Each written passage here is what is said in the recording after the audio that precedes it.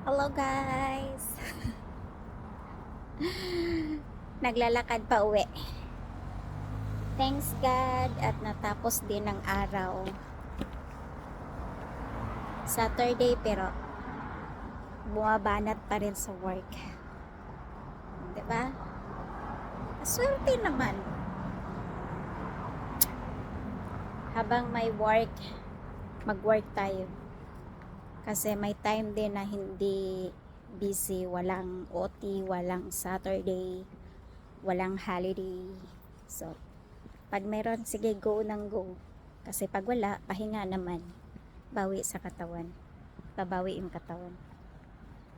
Ganyan lang ang buhay. Yung akala nila masarap pag nasa abroad ka. Pero hindi din ganun basta-basta kasarap ha. Ewan ko lang, sa akin naman, nai-enjoy ko habang may trabaho ako. Not because ini-enjoy ko talaga, but because, oh my God, sorry Nadia, natapakan ko yung butterfly.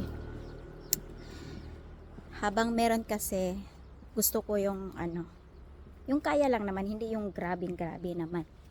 Kasi may mga company na sobrang grabe yung mga work. Hindi na hanap buhay, hanap patay na. Pero sa company ko ngayon, sawa ng Diyos, kahit pagod yung kamay, masakit sa kamay, pero hindi naman patayan yung kaya carry lang.